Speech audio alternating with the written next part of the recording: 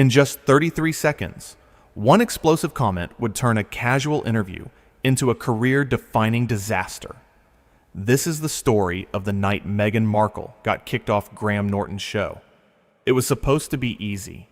Graham Norton's show had become legendary for its relaxed atmosphere, the kind of place where celebrities could let their guard down, share a glass of wine, and enjoy the banter. The show was known for its warmth, its humor, its ability to make even the most guarded stars feel at home. But on this particular evening, something was different from the moment Meghan Markle walked onto the set. The audience erupted in applause as she made her entrance, dressed impeccably as always, waving to the crowd with practiced grace. Graham stood to greet her, extending his hand with that signature warm smile that had welcomed countless guests over the years. "Meghan, welcome, welcome," Graham said, his Irish accent lilting with genuine enthusiasm. "It's so lovely to have you here." She settled into the chair, crossing her legs with deliberate poise. "Thank you for having me," she replied, her voice measured and controlled. Right from the start, there was a tension in the air that the audience could feel. Graham, ever the professional, tried to break the ice with his usual charm.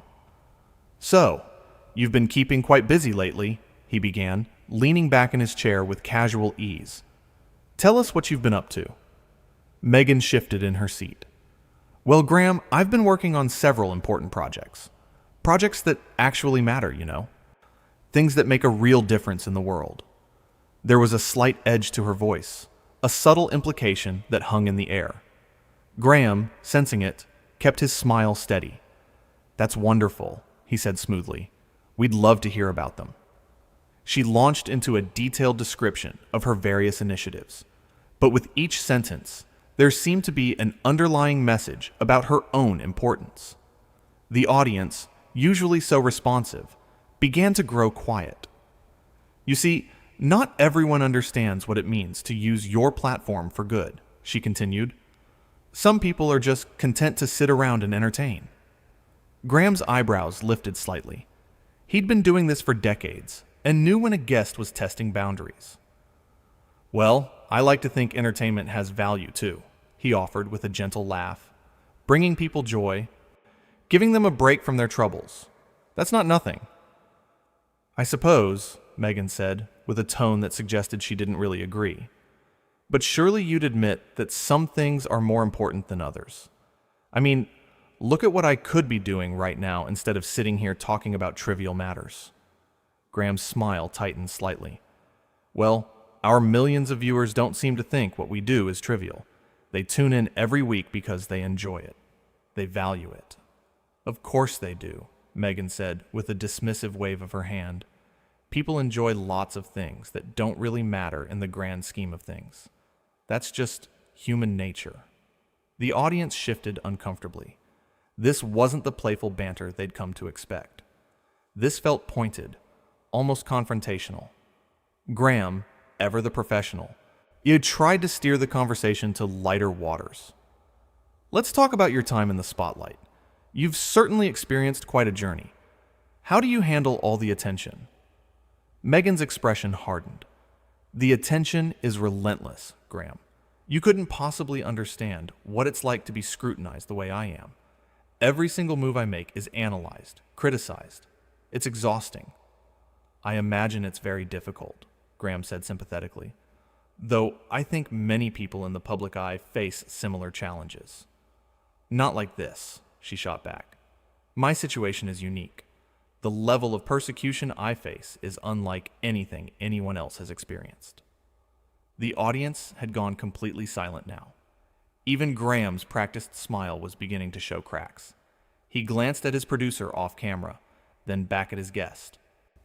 "Well," he said carefully, "I think we can all agree that being in the public eye comes with challenges. But you've also had incredible opportunities, haven't you? The platform you mentioned using for good." Meghan's eyes narrowed. "Are you suggesting I should be grateful for the harassment?" "Not at all," Graham said quickly, maintaining his composure. "I'm simply saying that with the challenges also come opportunities. That's true for most people in your position." Most people aren't in my position, she said sharply. That's exactly my point. Graham took a breath, his legendary patience being tested. The atmosphere in the studio was growing more uncomfortable by the second. Even the cameramen were exchanging worried glances. This was not how interviews were supposed to go. He decided to try once more to lighten things up. Listen, Meghan, he said, leaning forward slightly, I understand you're passionate about your work. That's admirable, but this show has its own value too. We've raised millions for charity over the years. We've given people a chance to laugh during difficult times. That's not nothing. Meghan's expression didn't soften. Charity is wonderful, Graham. But real change requires more than just writing checks and making people laugh for an hour. Tell you what, he said with forced brightness, why don't we talk about something fun? I heard you've been learning to cook some traditional dishes. Any disasters in the kitchen we should know about? Meghan looked at him as if he'd just asked the most offensive question imaginable. I don't think my cooking skills are really relevant to the important work I'm doing, Graham. Right. Of course, Graham said, his smile becoming slightly strained. I just thought, a bit of lighthearted chat. That's rather what we do here. Maybe that's the problem, Meghan said, and there was a pointed edge to her voice now. Maybe we should be having more serious conversations instead of these shallow exchanges about cooking and celebrities. The audience gasped. You could have heard a pin drop in that studio. Graham's face remained calm, but his eyes had gone steely. This was his show, his format, and she'd just insulted everything he'd built over his career. I see, Graham said quietly. Well, Meghan, this show has been bringing joy to millions of people for many years.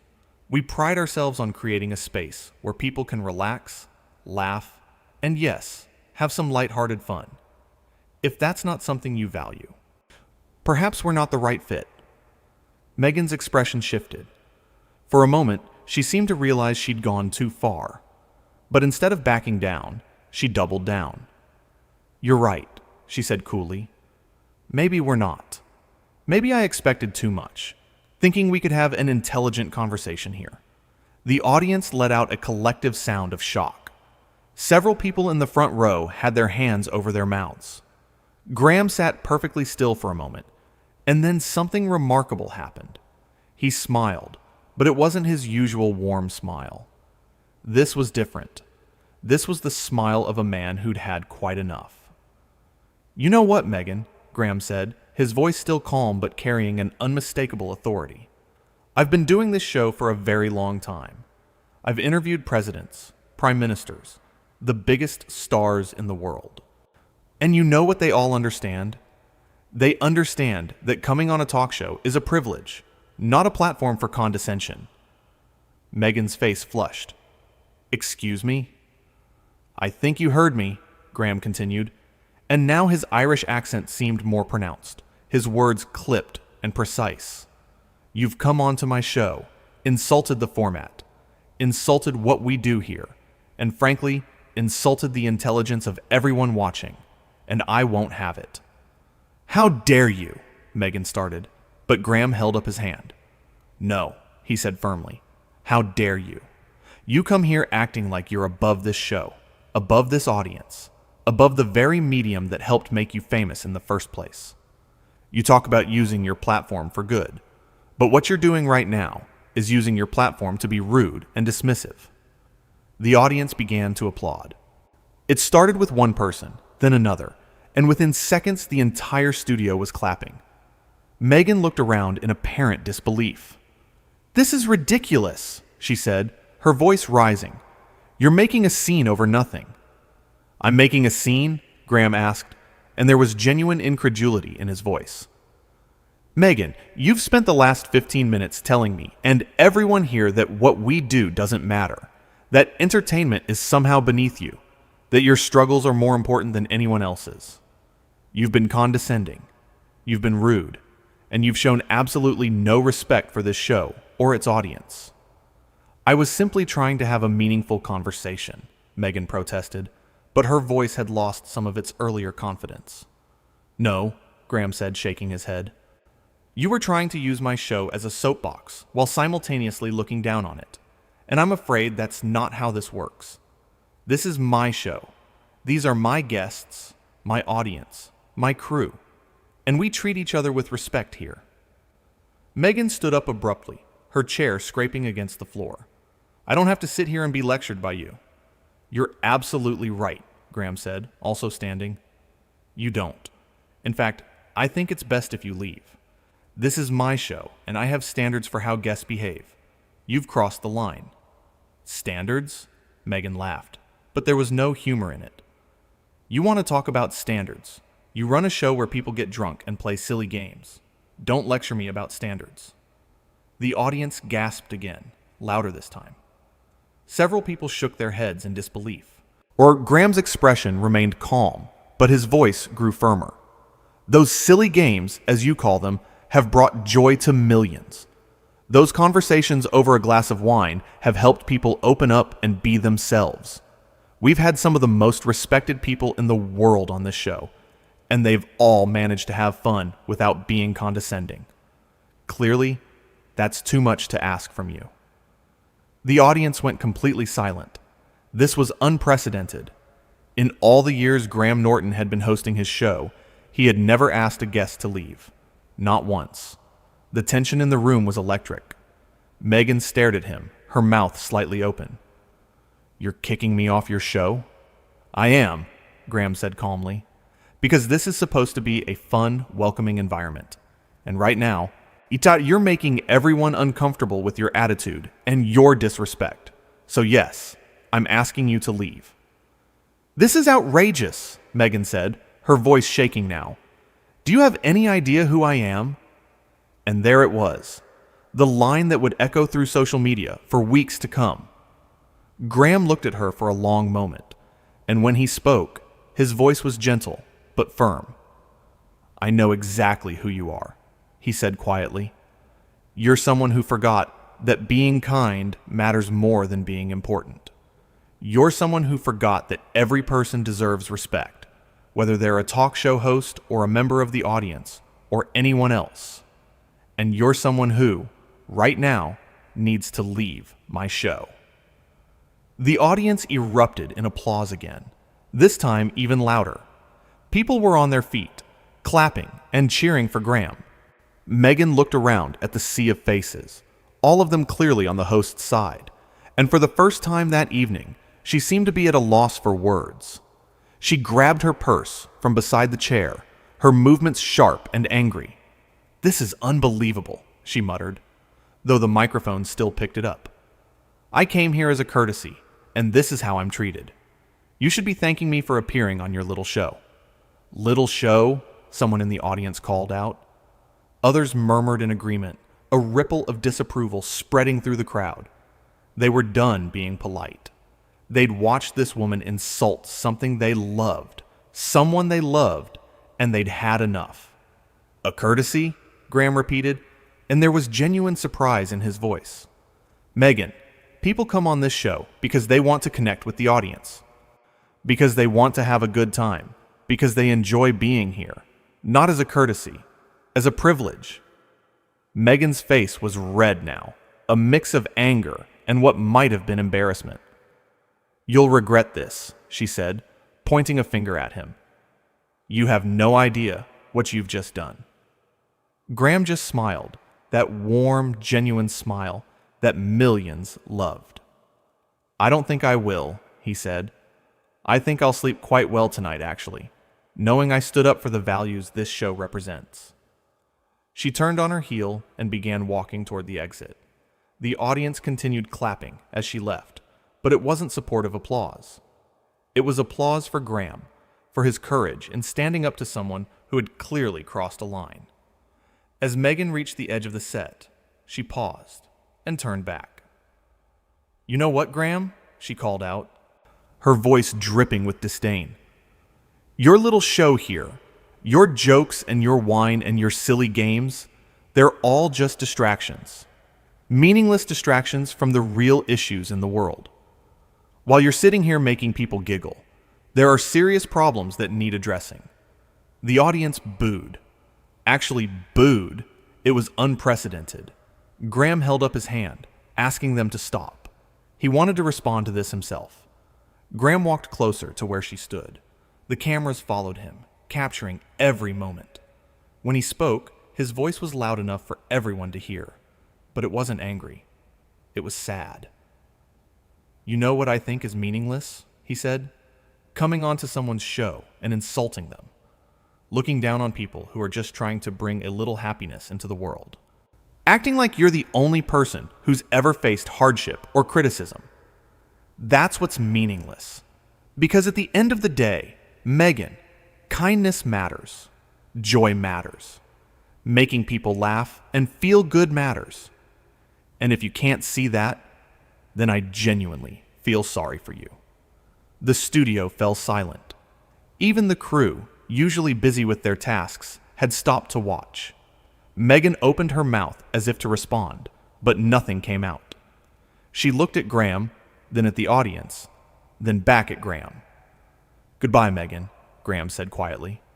She turned without another word and walked off the set. The sound of her heels clicking against the floor echoed through the silent studio until she disappeared through the exit. The door closed behind her with a soft thud. For a moment, nobody moved. Graham stood there, looking at the empty doorway, taking a deep breath.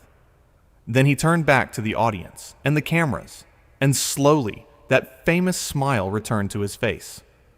"Well," he said, and there was a slight shake in his voice that betrayed how much that confrontation had affected him. "That was unexpected." The audience laughed, a release of all the tension that had been building. Then they stood up and gave Graham the longest, loudest standing ovation he'd ever received. People were cheering. Some were even crying, moved by his quiet dignity in the face of such rudeness. Graham waited for the applause to die down, his eyes glistening slightly. "Thank you," he said softly. "Thank you so much. You know, I've been doing this job for a long time, and I've always believed that this show is about bringing people together, about creating a space where everyone feels welcome, where we can all have a laugh and forget our troubles for a while." He paused, collecting himself. "And I will never, ever apologize for that. Because making people happy, giving them something to smile about, that's not meaningless. That's everything." More applause. Graham held up his hand, asking for quiet. "Now," he said, his smile growing wider, "we still have a show to do, and I promise you, the rest of the evening will be much more fun." The audience cheered again. One woman in the front row stood up and shouted, "We love you, Graham." Others joined in, echoing the sentiment. Graham looked genuinely touched. "I love you too," he said, placing his hand over his heart. "All of you. That's why we do this. That's why this show exists." He walked back to his chair and sat down, straightening his jacket. The cameras remained on him as he took a sip of water, composing himself. Then he looked directly at the camera, that twinkle returning to his eye. "Right then," he said, his tone shifting back to that familiar warmth. "Where were we? Oh yes, we have some absolutely brilliant guests coming up. People who understand what this show is about. People who are here to have fun and make you laugh." The band started playing, the audience clapped along, and just like that, the show continued. But everyone in that studio knew they'd witnessed something remarkable. They'd seen a man stand up for his values, defend his show and his audience, and do it all with grace and dignity. Backstage, crew members were buzzing about what had just happened. The producer was on the phone, no doubt dealing with the fallout that would inevitably come. But Graham remained focused on his job, on bringing joy to the people watching. The confrontation had lasted less than 20 minutes from start to finish, but it had felt like hours. The shift from a normal interview to a full-blown clash had been gradual at first, then sudden.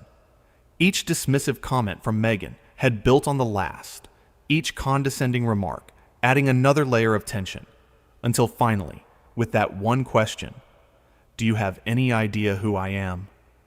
The whole thing had exploded, and Graham had handled it perfectly. He hadn't lost his temper. He hadn't shouted or become aggressive. He'd simply stood his ground, defended his show and his values, and when it became clear that Meghan wasn't going to change her attitude, he'd asked her to leave. It was simple, direct, and absolutely justified. As the evening went on and the other guests came out, the energy in the studio was electric. Everyone there felt like they'd been part of something important. They'd seen someone stand up against entitlement, against rudeness, against the idea that fame gives you the right to look down on others.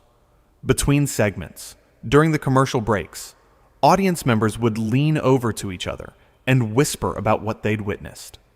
Can you believe that happened? I can't wait to tell everyone about this. Graham was absolutely right.